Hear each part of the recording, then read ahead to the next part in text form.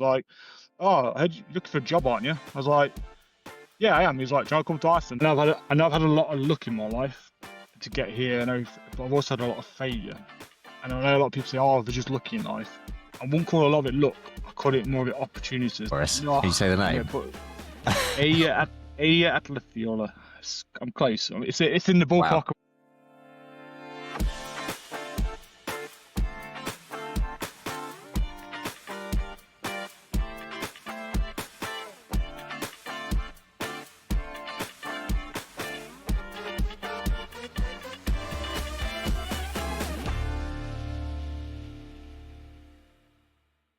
Hello, everyone, and welcome to episode 316 of Meet the Farmers. I am your host, Ben Eagle, and I'm really looking forward to this one. Today, we're in Iceland, and I'm meeting first-generation dairy farmer Jack Bradley. Jack's journey to Iceland is anything but ordinary. Originally from Burton-on-Trent, a holiday in Kavos introduced him to a girl whose family ran a dairy farm. Stay with me, listeners. And that sparked his interest in dairy. From a career in the military to spending a year working on a dairy farm in New Zealand and then managing herds across the UK, Jack's path has been full of adventure. We'll hear more about that today. But in particular, I'm really interested in this path towards Iceland. So today we're going to hear about his journey, the challenges and opportunities of farming in Iceland, and about the farming community there, and what it takes to do well as a first-generation dairy farmer. Jack Bradley, welcome to Meet the Farmers. Oh, thank you very much for having me on. Oh, it's great to have you. So first of all, where should we start? Tell us about where you are in Iceland. Not that many listeners are probably going to know it, but just in terms of the landscape, the farming community, that kind of thing. Tell us about it. Yeah, so I am currently on the south coast of Iceland. The farm me and my future wife own is actually part of our land actually owns 300 hectares of black sand beach. Wow. We are right next to the ferry port, which connects to the Westman Isles, and the Westman Isles are in our back window view, which is like an unbelievable sight. These islands look like they're floating all the time with the mirage effect. So we're right on the south coast. We also, in our kind of front garden, we have the volcano what erupted in 2010, which a lot of people remember, which shut the European airspace for a couple of weeks, or whatever it was. Can you say it for us? No, can you say the name? Yeah, Atlethiola. I'm close. It's in the ballpark. Wow. But yeah, so that's actually in our front garden kind of. It's only it's there. It's a dominant figure in the landscape. Yeah. So wow. Yeah, we're right there. So a lot of people know the area. I know a lot of people visit, and even at such a big country, I think it's the size of England and Wales put together. The road network's kind of everyone, like the ring road, you don't really go off it too much for tourists, so everyone kind of would roughly know where I am. So yeah, so right on the south coast. Well, just on road networks, obviously, yeah, there is that ring road, which a lot of people know, but what are the roads like when you get off that? Most of them are gravel roads. They are maintained to a certain degree. But yeah, that's about it. There's a lot of paved, what come off, but the infrastructure here is phenomenal. For 400,000 people, they've got tunnels what go through the fjords underneath the sea, which are like 10 kilometers long, some of them 20 kilometers long. The infrastructure is amazing, but we do pay for it, which you will understand later on how expensive it is to live here. Okay. Yeah, so. Yeah. Let's leave Iceland for a little bit and go to Burton-on-Trent, which is where you grew up. That's where your early life was. Take us back to that time. Yeah, wow. Yeah, it wasn't. I lived in I'd say one of the rougher areas of the place. Probably not say put it as a rough area, but I was in a very, very loving family. Yeah, I had my mum and stepdad from a very young age. I still had things to do with my dad at the time. I had two half sisters. But school life wasn't the best because I was very dyslexic, and I'm also not quite say learning difficulties, but school education never interested me because I always had a dream of joining the military from as early as I could walk or talk, because my granddad was in the military, and he was like a big inspiration to me because I looked at him and he'd come from a family of 13, and as a lot of people, well, a lot of people know that it's very hard to do well in life in Britain. I feel like you can get stuck in your tracks, or you can be in one job for all your life. For example, like I will never judge anybody for any job they do, but like some people will be a cleaner for all their life because that's only what they think they're good at or they're capable of. When actually, I think everybody's got potential to do whatever they want in their life. Whereas with my granddad, he was from a family of 13 or 11 or 13, and he went in the military right at the end of the World War II, and he worked his way up for private to sergeant when he left, and then he went out and worked for Bass's, which is like the brewing company, which is now Coles, which make Carling and that. And he Okay. worked his way up from just working in the brewery all up to a managing director of the company. So he was inspiration because he didn't come from much, but he worked his way up. So he was Amazing. also like, I never wanted to mess up. I never wanted to do anything wrong. I always wanted to like make him proud. So he was like my big inspiration for like everything growing up. So yeah, he's the one who kept me on like the straight and narrow because my mum could tell me off, but if I ever got told off by my granddad, then I'd like be heartbroken. So I think he's the reason why I didn't end up in prison and doing really bad stuff as a kid because I was always like, what would granddad say if I did this, if you know what I mean? Because I Great. did come from like a rougher area. You can definitely be the product of the environment. I was always kind of different. I like as a kid, I was into like Warhammer and skateboarding and rock music, where everyone else was like thought they were Eminem or a gangster, and I was like so like off the grain. So I always like kind of had like I always like went against the grain in life, if you know what I mean. I never like followed the Okay. path. So yeah, so Well, you that's could kind of my say that childhood. sort Yeah, of you could say that sort yeah, of it's carried stays on. Yeah, now as yeah, well. yeah. So did you go into the army straight away after school? Yeah, so I joined the army when I was at school. I joined as soon as I turned 15 and 9 months. Yeah, I was still doing my GCSEs. Well, I wasn't even doing them. And I went into a careers office, said I want to join. I was like, Mum, you have to sign the paperwork. And I was hopefully going to go to Harrogate to be a junior soldier. But through my process, I found a heart murmur. So that put me back about 6 months because I had to get a scan on my heart. And then once I finally did selection and everything, like passed my 2 day selection, they sent me, but because they messed up my paperwork, I missed the junior entry by 2 days. So they put me in the adult entry. So yeah, I first joined, I actually started basic training in 2008. So that's a long time ago now, yeah. But my military career is actually just, I learned a lot, but it was mainly failures. It took me 3 times to get out of basic training because I kept getting injured. I'm still injured from the army. I've never been able to go and get my knee fixed properly and stuff. Okay. So my military career is actually like a bit of a mess up. But yeah, I'll probably go more into it later on. But like, I've had a lot of failures in life, but I've kept going, if you know what I mean. So I've always like just tried to better myself, even though like I keep getting pushed back. That's funny. In last week's episode, which hasn't come out when we're Yeah, recording this, but it will be next week's, and then yours will be the week yeah. after. I was recording with Charlotte Ashley, and that word failure actually came up quite a bit, Oh, did it? Okay. but actually is something that can channel you forward as well. Yeah, What does definitely. failure mean to you, but in maybe in a positive way? When I was growing up, and I feel like this is a society problem. And like, I remember it being at school, like teachers like, don't do well, you'll fail at life, you'll fail at this, you'll fail at that. And I think people are scared of failing. But when you look at like, I think quitting's a different, failing and quitting are two different things. I've never quit at anything apart from university, but I'll talk about it in a bit. Okay. But failure is at least you've had a go at it. At least you've had a go.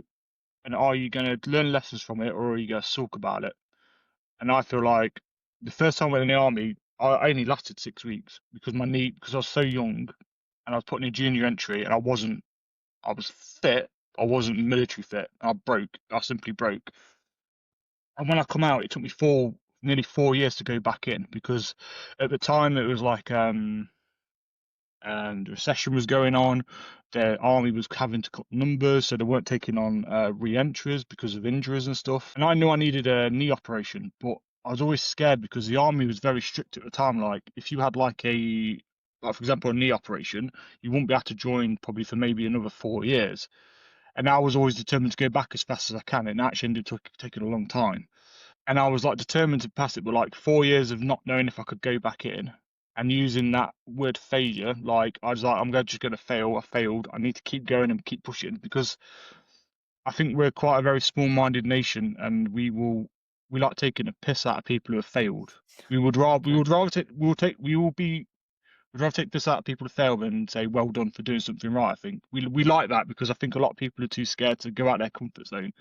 Whereas I've always Yeah. been like against the grain, so I've always just gone. I'm the kind of person who like if my friends are busy and they want to watch a movie, I'll just go to the cinema by myself. Not because I'm like a loner, or something, but like I won't just sit around and be like, oh, I wish someone to go with. I'll just go and do it. I've always You been want to go like and do that. it anyway. Yeah, which I Yeah. understand to a lot of people in Britain is very freaky because a lot of people like need hold hands to go and like buy some clothes from a shop. I've always just been like very independent, even though have so many friends. If they're not, I'm not going to wait around for people. I'm just going to do it. So, and I think with failure, we're so scared of it. And I understand, like, I think, like, it's probably from kids, like, when we've done something wrong or we failed at something at school or something, we probably had a cry. But it's how you learn from it, how do you grow from it? And you can always grow from it. Like, I know some people in life have gone through life and never failed, and never understood where a lot of people have failed. And a lot of people fail and just quit it and then just try an easy life where I've always gone, no, I'll keep going, I'll keep trying at least until I've really gone, okay, I'm not going to this route isn't right for me. I'm going to try something else, but I'm always trying to better myself with being failure and stuff. It's interesting you made that sort of how you observed some bits of UK culture, and definitely a lot of people will make that comparison, say, between the UK and the US. Yeah, Having moved to Iceland, I'm really we'll talk more about the community later, but I'm yeah. really interested in what having moved to Iceland, how you sort of what you've noticed about Icelandic culture versus UK culture, and what they're like as different places to live in. Any Icelandic people listen to this, I'm sorry, but it's true. But we're quite, I'd say we're quite a lazy nation in a way Okay. because, like, for example, our farm, it's got, we can milk up to 55 cows. Well, I don't do that. I'll explain why probably a bit later on. But so my farm has a Lely robot for milking the cows. It has a Discovery Lely robot for scraping floors, and it also has a it's Lely doing as well, but a milking robot for for the babies. So I've got three robots that take my kind of job away or another person's job. And Okay. most farms in Iceland, even small, which only have like 30 cows, have all these robots. So a lot of people, including myself now, which a lot of people are going to be cursing out saying, "No, you're not a real farmer anymore." Sometimes I don't go out the barn till 9 o'clock in the morning because I've got robot sensors. Everything tells me what I need, and I know if there's any problems because not just them, but visually, I know. And because the farm's quite small, it's very easy to be on top of everything. So I can go at like, I know we go about 11, 12 o'clock at night, push up the feed, and I know there's enough feed for at least 12 hours so they could all pick it up, and I can have a nice lie-in. So like I've gone that road instead of getting up at 4:30 in the morning for some reason. But most farms in Iceland are like that, yeah. They're like the lions, should I say. But Okay. it's in Iceland, family means everything. Families are very close here, and I think that's a good way of life. They, yeah, they love their family time. Would I say, if there's a word like family's important, Yep. it's like why I get 6 months of paternity leave. Um, it's just such a nice environment to be in. They have a lot of they have a lot of respect for people as well. Like I know there's Okay. like some people which I don't speak Icelandic that well. There's reasons, but why? But a lot of people because I respect the culture. I don't come in and go, oh, it's shit. It needs to change. I'm not like people back home who come to Britain. I'm like, get no flags, no that. I love that. I come to Iceland. I know I'm in Iceland. There's flags everywhere. People are proud of their culture, their communities. If you don't like it, leave. And I Yeah. like that because that's their way of life, and no outsider should come in and change that. And like, don't get me wrong, like there's jokes here, but it's true. Like we've got a guest house coming on our farm, and it said it was coming on Monday, and there's 52 Mondays in a year, so we don't know which Monday it's coming. And we ring up like, I'll come next week. Which next week? Definitely next week or the week after. There's that kind of attitude to a lot of things, and you never know. And like, there's so many like holidays there, like Christian holidays, which we don't even at home celebrate. Oh, really? Like, Okay. yeah, there's loads, yeah, but they like their time off, like and stuff like that. Yeah, so it's very different. It's a little bit hard to get used to because things don't get done straight away. And you know, like British people will complain, "Oh, this wasn't done right." Telling that to an Icelandic person, I'll look at you, bloke. Oh, okay, we'll try better next time. You know what I mean? It's like just a different attitude altogether. Mainly, it's crazy. It's properly crazy. Yeah. Interesting. Um, Well, we'll get on to yeah, why you actually came into Iceland in yeah. the first place. Let's go back in the story for a bit to see how you got into farming in the first place. So take us back to that holiday in Kavos, which seemed pretty pivotal. What happened then?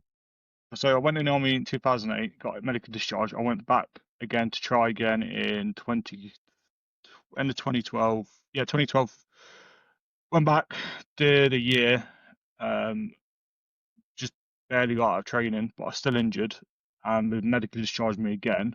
So I was then like, it's the second time I failed again at it. I felt a bit of an idiot. I don't know what to do with life, and I just got and the army, because of past basic training, they sent me on my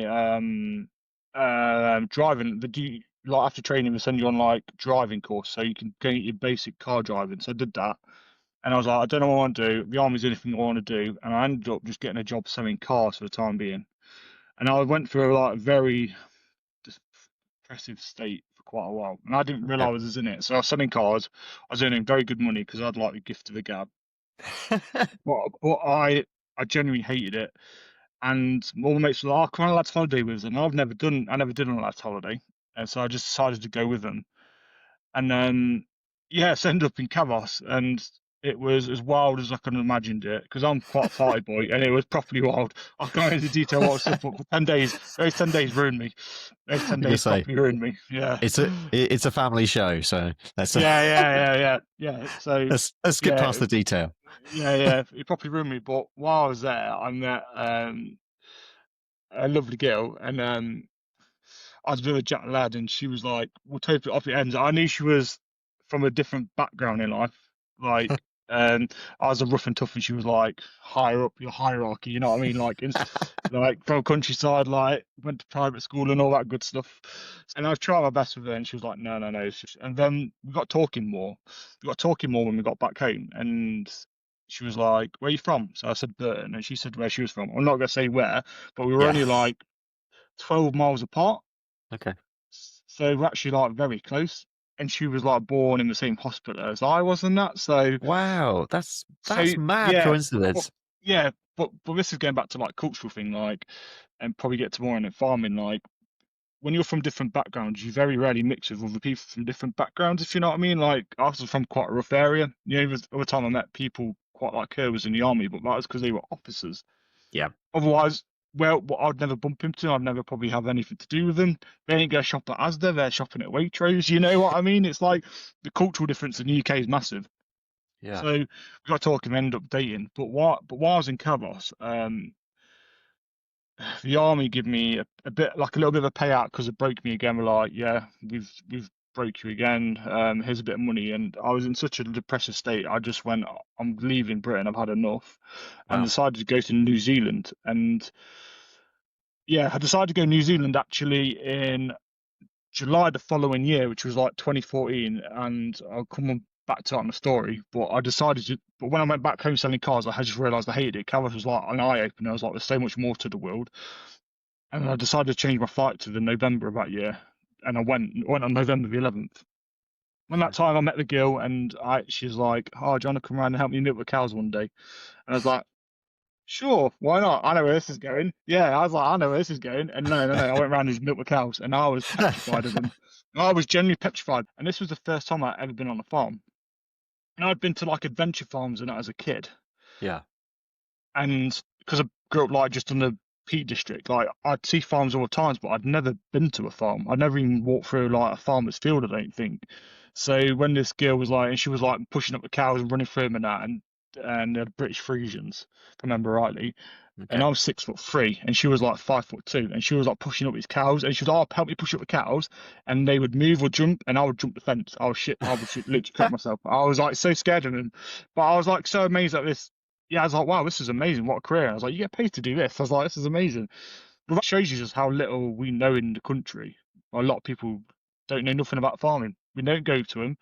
The only time I really noticed anything about farming was either Emmerdale or Countryfile, and even them are like don't really count. So that's about it, really. I knew like milk comes from cows and stuff, but I didn't know like the lactation cycle, all that. The milk you have to get them in calf to milk and all that. I didn't know nothing about that. So I really enjoyed it, and it helped her out a lot. And then kind of dated a bit, but she was going to uni, and I was like, look, I'm going to New Zealand.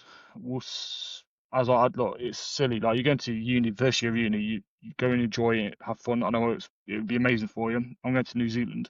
So I went to New Zealand just to travel a bit, and I realised I wanted to stop there because I was on a working holiday visa. And I kind of like bullshitting my way into getting a job on farm. I was like, yeah, I've milked loads of cows. Yeah, I know what I'm doing. And I've only helped her out a few times. And I went there and I went on the farm, and it was like a 500 cow farm on a rotary. And I was like, oh, what the hell is this?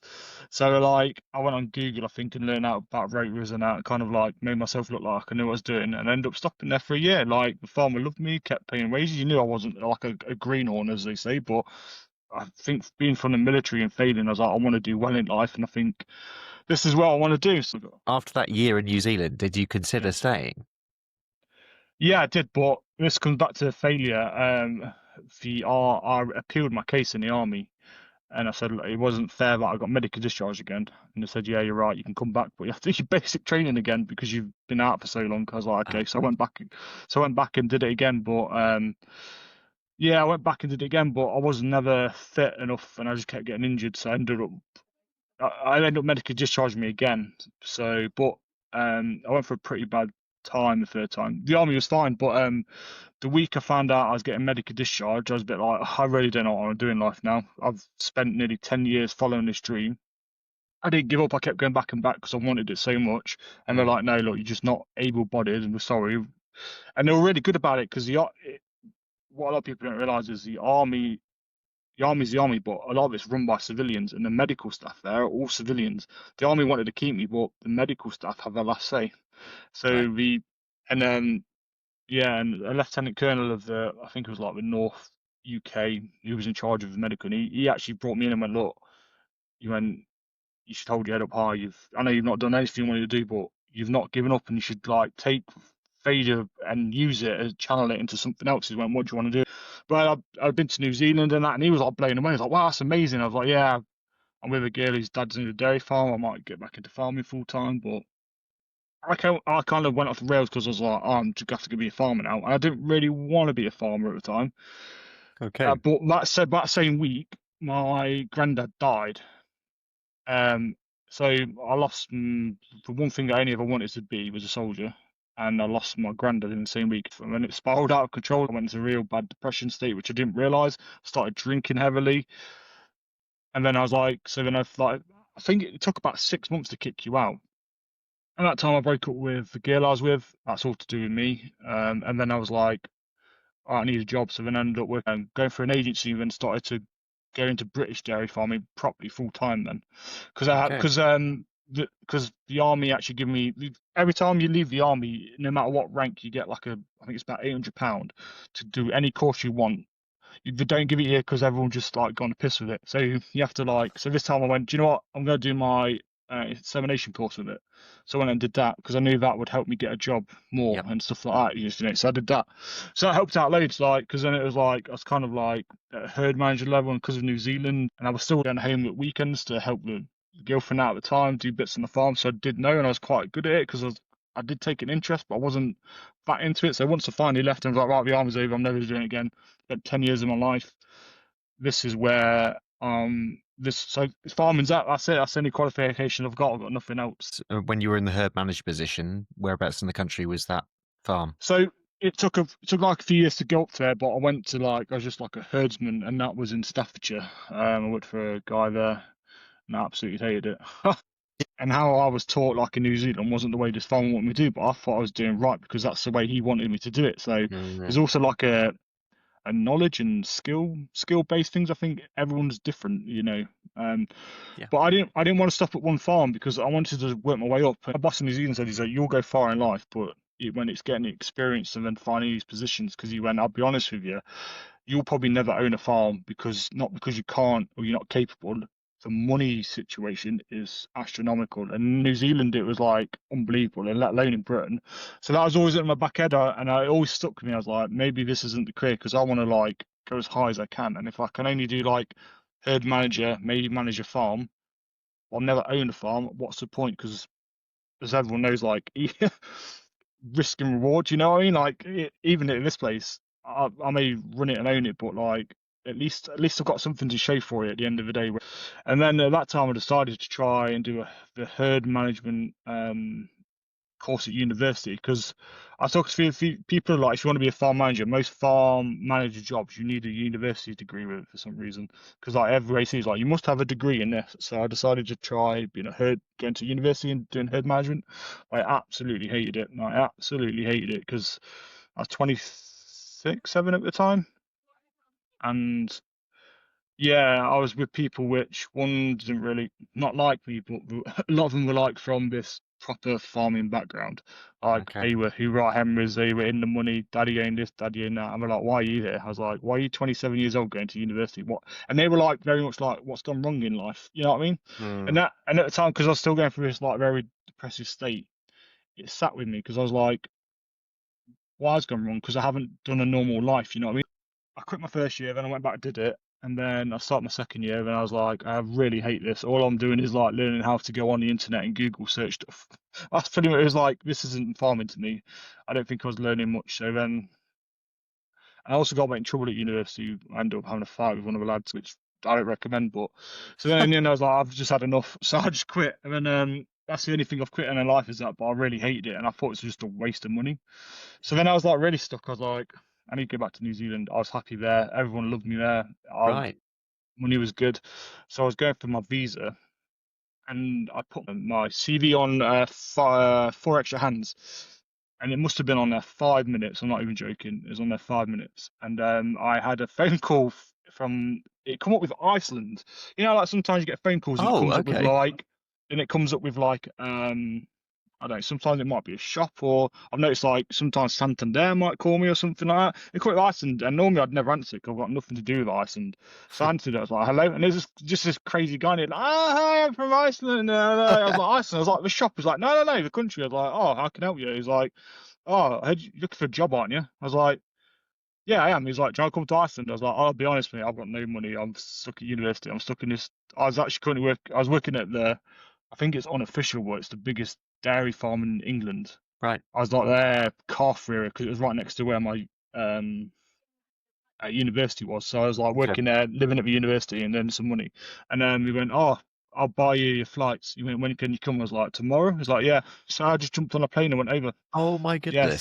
so I was there for 3 weeks just to see how it was for the winter, and I arrived and it was the worst winter in 25 years in Iceland, in the West Fjords, and it was like 8 foot high blizzard snow. It was Oh, mental. I was I can like, what am say. I doing there? Yeah, and he was like, oh, hi, nice to meet you. And then when he showed me his farm, and it was like amazing. The area I lived in was like it's something like out of a video game if people play them. It was like because right on my doorstep was one of the most beautiful beaches in the world, pure like beautiful white sand. There was a snowboarding and ski resort 10 kilometers away. There's a fishing river full of salmon right on my doorstep. There was mountains around me. It was like we're living in like Right. this video game and everything. Yeah. Yeah, it was like, wow, I can't believe it. And he was like, yeah, I'm really happy with you. I'll pay you some much. I was like, wow, that's a lot of money. He went, yeah. Then he was like, I was like, can I go home for New Year's? Like, yeah. And I was like, can I get all my stuff and bring my car over? So yeah, then I drove all the Yeah. way from England to Iceland. Was Yeah, it it was a good. was this guy Icelandic or was he English Yeah, or he was Icelandic. Yeah, I'm the only. Oh no, there's another one now. He's taking my crown. I was the only British guy working in Iceland at the time on the farm, from my understanding. okay? Did you come across many Brits generally sort of having moved to Iceland? I think there's 700 of us living here, but I've never met one. No, I've never met one. I'm on a Facebook group with like 8 people in Iceland. I talked to some of them, but I've never actually met one. I've met a lot of tourists because where I live, I'm next to a town called Coastal. God, I can barely say that right. I've seen so many celebrities there, like you would not believe how because there's a film coming out next year, Odyssey. That was literally filmed about 300 meters away from our beach. I think Brad Pitt was there. There was like all the A-list celebrities there, and they were coming over in the helicopters and that and all sorts. Yeah. Then I seen the German number one goalkeeper. I actually met him and shook his hand because he was at a neighbour's farm on their like horse. So like you can live in like these nice shacks with horses around it. So yeah, he's made unbelievable. I met Gordon Ramsay as well. Yeah, I've met like loads of people. Yeah, crazy. It's That's like because it's crazy. such a small space, people get pushed into like a certain area, so you're bound to bump into people. Yeah, because it's such a like tourist. Yeah, how did you cope with the language in those early days? And because it's, I mean, I know nothing about Icelandic, but I'm guessing it's not exactly the easiest thing to pick up. Think it's like the third hardest language in the world, just because so and going back to like school, like I'm not very being dyslexic and like learning difficulties.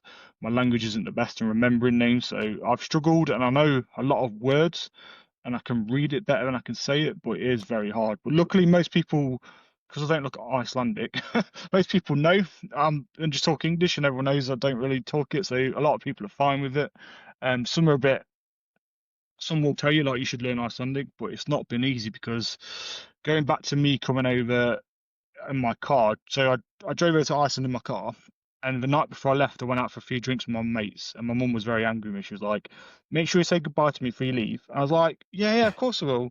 I didn't. I got very kind of like drunk and didn't get into very late, and she was furious with me. She's like, "Don't say goodbye." I was like, "Look, mum, look, I'm in Iceland now. It's not New Zealand. The flight's only 2.5 hours. Yeah, I'll be come and coming see me. back." Yeah, I'll be coming back so much more often than before because my boss here, because family's important to them. They're like, Of course. every like 6 weeks I could go home, and because the flights are only about 60 quid return to Manchester, it's like cheaper than a train ticket from Burton to London. You know what I mean? It's ridiculous, stupid, and talk about like environmental friendly. Like anyway, we're getting that. But so I was like, yeah, yeah, mum, don't worry. Like you'll see me so much more often. You'll have enough of me. And little did I know that was before COVID. So I came back over in January, and I didn't see my parents for 2.5 years then because of COVID. So Wow. I think I started COVID, everybody. I'm sorry because I jinxed it. I was like, Mum, nothing bad is going to happen. What's going to happen? You know what I mean? And then, like, 2.5 years, I didn't see my parents. What was COVID like in Iceland? Did they lock down? What happened? It was very different, apart from wearing masks. And we could only gather in groups of 50, I think. It was just normal Oh, life. And I was watching, like, the world burn from my iPhone, and, like, people just having a really bad time. And I was like, my life's pretty good here. I can't moan. Yeah, I really can't moan. So, yeah, it's pretty good, really. And then the time when all restrictions lifted, my boss decided to sell the farm where he was and buy another farm in the south. So I ended up moving with him, and that was a couple of crazy years because we brought yeah. So my life has not been normal whatsoever. I kind of like it that way, but just trying to get like Icelandic lessons in has been hard because one, they're so expensive, but also it's normally like summertime when we're silaging, and you have to go for 3 weeks because it's quite an intense course. So, well, luckily my okay. girlfriend, she's half Icelandic, so she speaks it fluently. Can you just teach us a few very simple phrases now? Oh no, Put you phrases on the no. spot, or even just words. Yeah, I'd just be I, interested to see how it sounds. I was trying to think because I know all the slang words, Okay, which okay, go for those. um. So a funny one is like the So okay, so here's a basic one like littler means little. You, Okay, littler. um, Rascat means arsehole. And they call but they call babies here like little rascat because it's kind of like a cute thing to call a kid. So I always call him that, but I always called cows it all the time because sometimes I play up it. But yeah, so there's that. That's funny. That tells you a lot about Icelandic culture, actually. Yeah, yeah, yeah. There's a lot of humour to it. Yeah, so Yeah. yeah, Okay, it'd be so nice. tell us how you went from that to actually setting up a farm in Okay, yeah. Iceland. So like I met most girls like getting into farming. Well, by being a farmer, I met my well actually I was actually kind of had enough of farming. I was like, I don't want to go back to Britain and farm. I just had enough of British culture. I was like, I want to go back to New Zealand, but my parents are getting on now, and I was like, it's just too far. And I was actually I was so close to leaving. I was actually thinking about going to become a fisherman or something like that because it's still dangerous, good work, and Okay. you actually could actually probably own a boat more likely than owning a farm, if you know what I mean, because of the money involved and like if you're good at the job. And I know a few people who are shipmates and now becoming captains of ships and stuff. So I know it's more achievable route to become something not great, but I could really go, wow, look what I've done with my life. Yep. Going that way. So I was thinking that way. So, but I met my girlfriend on Tinder by fluke because I was going back to where I used to farm in the West Fjords, and I met her on Tinder, like first girl match. Oh, hi, how are you? And we just got together. But she was from a farm, actually right underneath the mountain where the volcano erupted in 2010. Her dad actually owns some of that land, the volcano. Wow. So she's from it. So she's from a farm. Icelandic culture. Most people are from farms because it's most farms here are like very little, maybe like 15, 20 cows, loads of sheep. Oh Most wow. people are I think from, it's yeah. that I think was there's 600. that I was a think, whole set yeah, of questions I had actually on sort of what that's yeah. like. I But think 500 dairy farms here, but okay. most of them are like tied up stalls with like 10, 12 cows. I think the Okay. biggest farm here only has I think it's 200 cows. So does that mean most people have another income or No, so a lot of farms are probably paid up. Um, I think a lot of people have horses. They have horses, sheep, and cows, whereas we just have horses and cows. I'd never want to see a sheep again in my life. So, but yeah, I think a lot of farms get passed down here. Not right? many people will buy farms. Probably go more into it in a little bit, but like the milk quota system, you get paid quite well for your milk here. It also depends like how we're doing it. Are we just giving them bales and nothing else in the partly? You know what I mean? When it's like really minimum cost. So yeah, it depends, but yeah. But it's Hmm. funny because a lot of farmers here all have fence. So I don't. So they must be doing some sort of well. Definitely. The money's coming from somewhere. Yeah, Um, so just go back to that. So did you say your girlfriend is half Icelandic? she's half Icelandic, half Finnish. Her mum's Finnish. Oh So, but wow. she was born in Iceland. Yeah, Okay. she speak.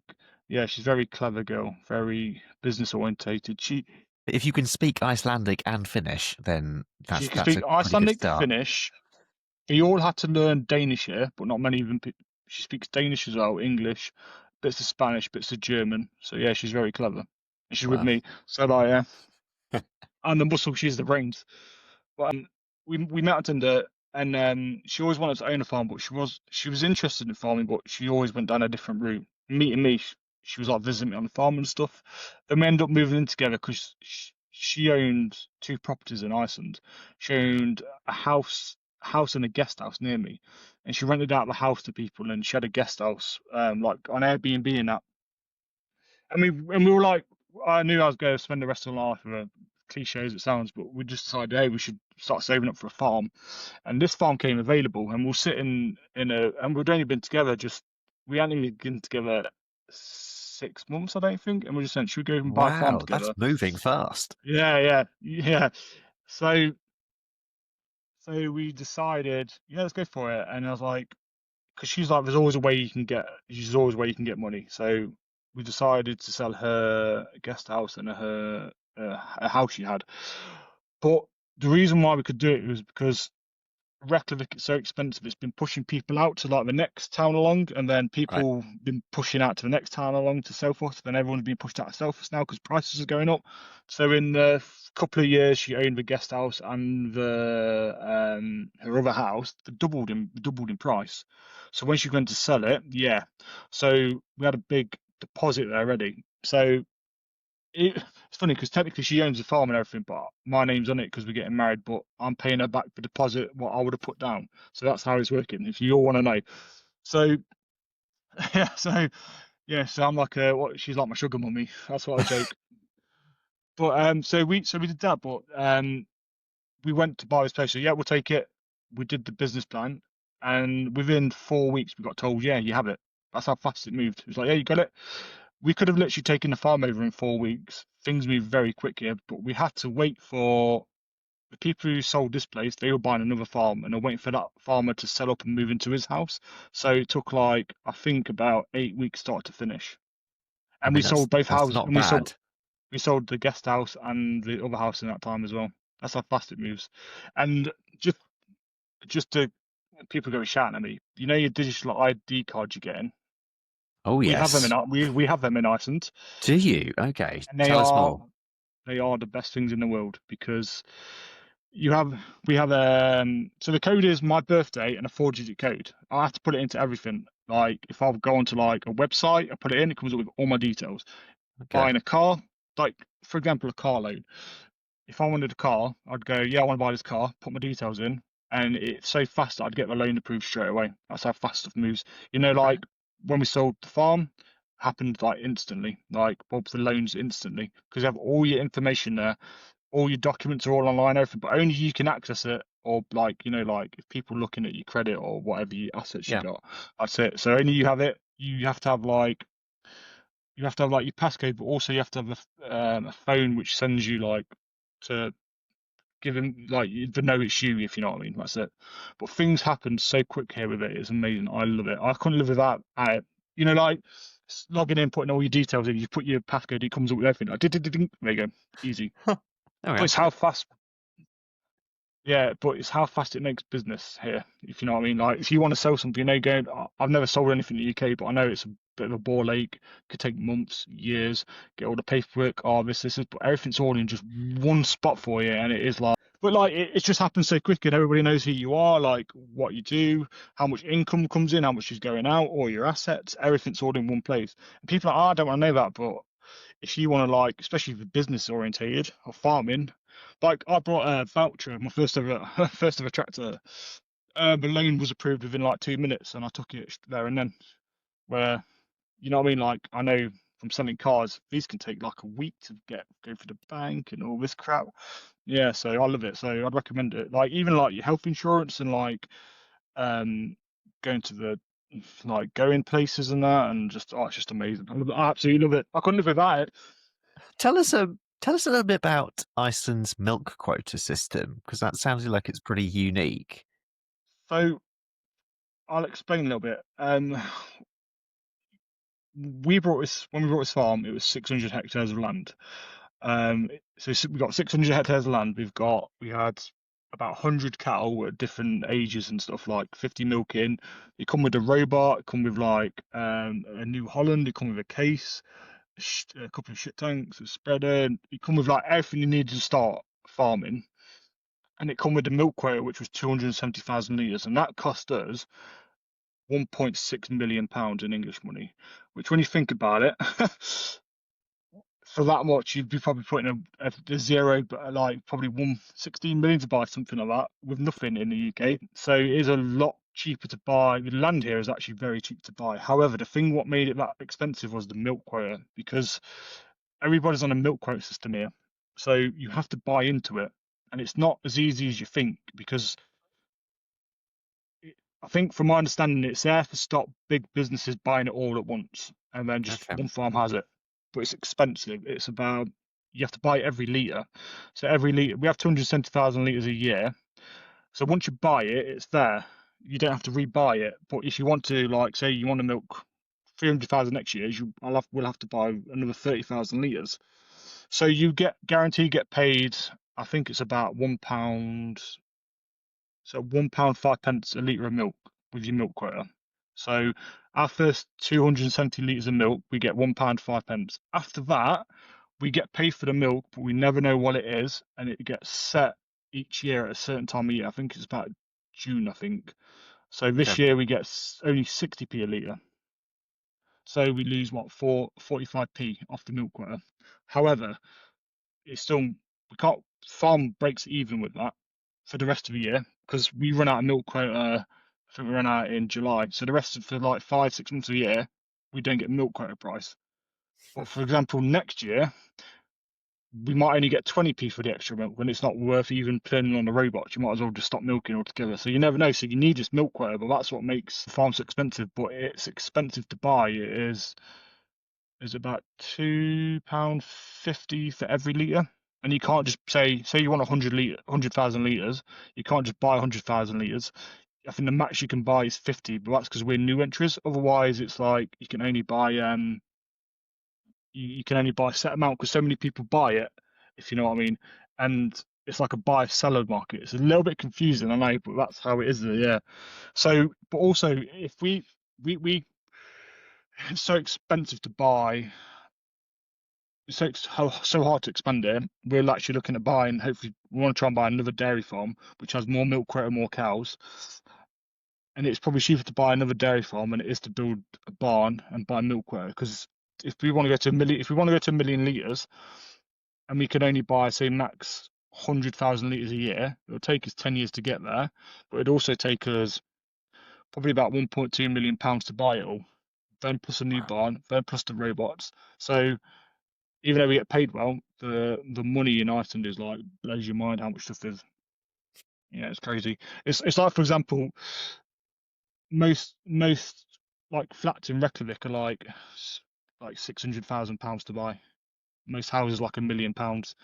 Yeah, so like farmland's cheap here, but like everything else is so high. Yeah, and whatever a car is in the UK, double it here. People have to consider that it's so expensive, but it's also really hard to expand here. A lot of agriculture in Iceland is the rules are a bit weird, and it's set up by old people, and a lot of the younger generation coming into it are trying to change it because they're like, this doesn't make sense anymore. It was okay for you guys who milked 20, 30 cows who only wanted to expand a little bit, was like, we can't really afford to do that. Like, we break even on this farm because because a lot of stuff's really old here. Like the robots are like um, and Lely aren't even going to start maintaining the A3 soon because the parts aren't there. So the tenders we've got to upgrade. But it breaks a lot, so I'm constantly spending money on it to fix it. So a lot of our profit goes on just fixing the farm. So we've actually just brought another business, a tourism business, to bring in more profit to the farm because we actually want to build a bigger barn and stuff. Yeah. So it is very, very, very hard to expand it because you need a new shed, you need another robot, you need more cows, but there's no like how do you put it? There's no farmers market where to go and buy cows. You have to like raise them yourself, or if someone's selling them, or buy heifers off people, if you know what I mean. So it's actually like so difficult here to expand how you want to. And it doesn't make financial sense just to add 10 cows because we haven't got room for 10 cows. So if we want to build a barn, we might as well add another robot and another 50 cows in there. But then I think that would probably be a good 600 grand. And that's without the milk quota. That's how expensive stuff is here. Yeah. Yeah, I mean that's it. You're clearly very driven, and you clearly want to build. So what's the dream? What's the plan? Where do you want to be in like 10 years' time? I want to be semi-retired. I ain't gonna lie, which is probably I can hear all the farmers like beeping their horns and like saying a lot of bad things. Like, you're a farmer, you can't do that. But something I realise is coming here, like family is so important. And I look back at people in the UK, especially farmers, who work all their lives and just die. And I'm like, what is the point? You've not lived a life. If they don't leave the farm, yeah, it's the way of life and all that. I understand that, but like, what life is that? There's so much more to life than working. And don't get me wrong, it's not like I don't work here. I pretty much run this farm by myself. Because Rebecca, even though she helps out, I've tried to keep her. I didn't really want her on it. She does a lot more than she should, but she earns a really good job working for the government. So she Right. earns Okay. like nearly doubled my wages what I earn here. But I've tried to keep her away because I want you to have a life. I want you to have your weekends off. I want you to have your Mm, holidays and that. Even though she does bits because it is her farm, I kind of run it by myself. It's not like I don't work because I do. yeah. But I know that I'm on paternity leave at the minute. But and also here you have to take a wage no matter what. And it's not just, and it has to be relevant of your like education and like, because technically like, with farm manager, I have to earn a farm manager's wage from the farm. So it's very different. Like I'd rather not. I'd rather just keep investing in the farm, but I have to take a wage. Someone has to take a wage. You know what I mean? Mm, So we mm. do that. But going back to going back to where we want to be, we want to actually we'd like to go to 120 cows, which is like nothing, but 120 cows, a million litres of milk quota, and we're going into the tourism business and also have an Angus herd by then. Yeah, so that's the plan. We've just brought a tourism business. We take over the 1st of November, and that is a guest house with some domes, which are like so you can see the northern lights for you can sleep in, and also like sorry, bubbles and domes, so we can sleep up to 12 people there. Just like glamping as well. But that cost us nearly £300,000. But we sold like a load of heifers to pay for the Okay. deposit, and that happened within 3 weeks from start to finish. So that's how because the guy was selling because he's building a hotel somewhere in the east and he needed to free up some cash. So we went, yeah, cool, that's the price. They went to the loan committee the week after. They went, yeah, we love your business plan, it's amazing. But it's like stamp, stamp, stamp, done. And then we just went to take over now. So it happens like things happen quicker. But Okay. people want And people to succeed here, if you know what I mean. It's not like yeah, back home.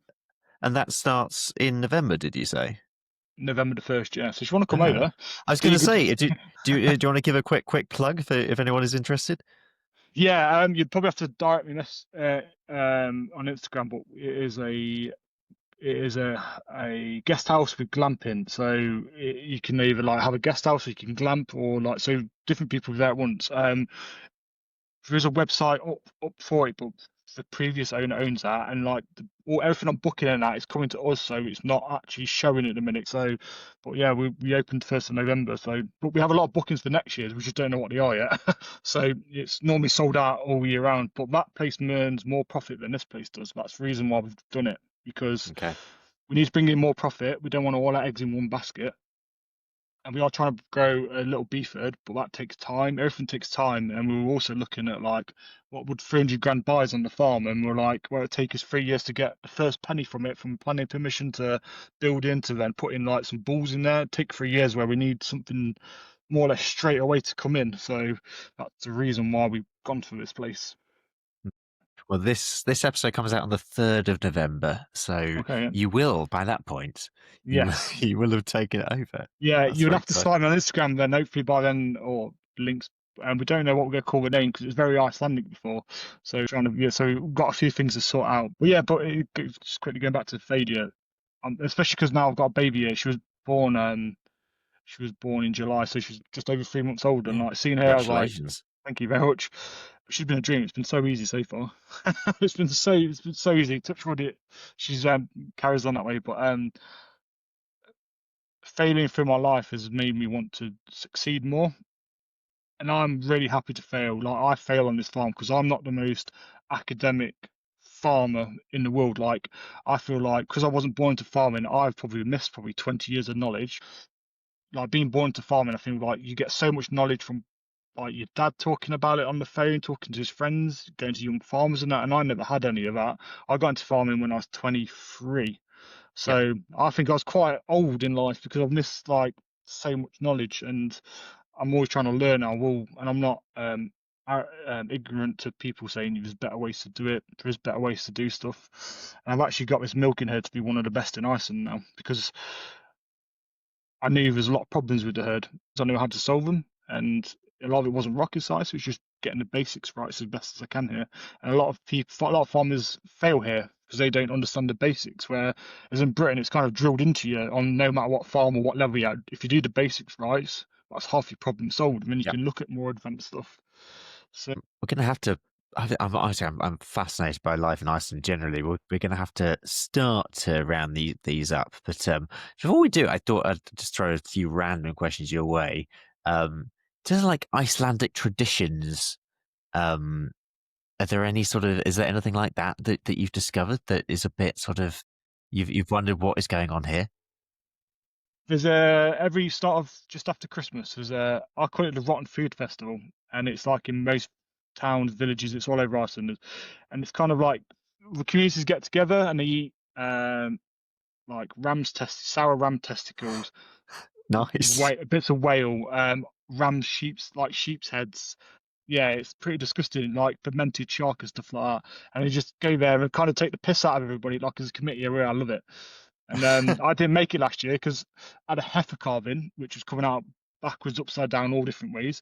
And then as I got her out, so I didn't have to call the vet, I was about to come in and get cleaned. I noticed another one was carving, and that was coming out backwards. So then I had to do her. Then I didn't get to go to last year's. But so yeah, there's that. That's a bit of a weird one, especially like the foodie. Yeah, the foodie in Iceland is amazing. They are Yeah, tell amazing me cooks, more. but they're amazing cooks. But like some of the restaurants here are phenomenal. Even like the fast food restaurants, it's not like a burger back home. It's actually like kind of gourmet in a way. But like then all of a sudden you look across the road and there's an Icelandic man eating a ram's testicle. You know what I mean? It's like that's a culture here, yeah. But like I'm definitely gonna get slated now. I've eaten a lot of whale here, and I was very much against whaling.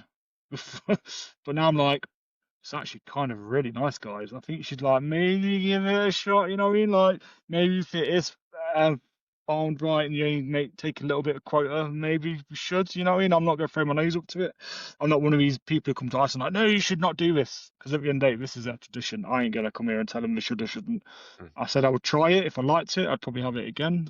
I know there's, I know why people aren't happy with it and I understand, but I'm also like, it's nice. Yeah, you can send all the hate my way. Don't worry. I'm going to ask you the final two questions that I ask everyone who comes on the show. The first is, Jack, if you had a message for the public, any message, what would it be?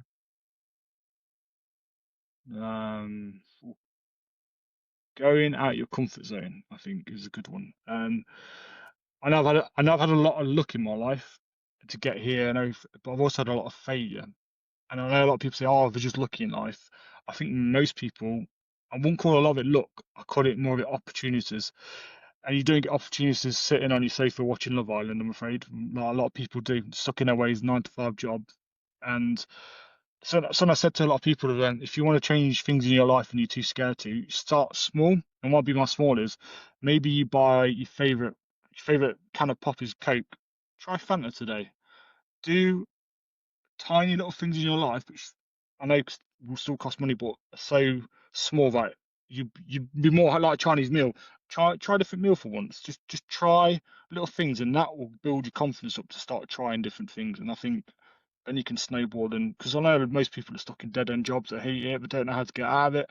There's always a way to get out of it, but it's just the confidence to go and do it. Because I feel like as a nation we're quite scared of failing. I think that's the biggest thing we're scared of is we don't like failing or we don't know what's going to happen next. Well, most things actually work themselves out for themselves as long as you want it to and you not just clever, but you want to not that you want it enough, but you want to um I don't know how to put it. Most things will work out because you tried and you always find a solution to it. Just try. That's what I say. Just try something small and it'll build up from there. Finally, your message to farmers. Got another hour. Message to farmers. We need to change our.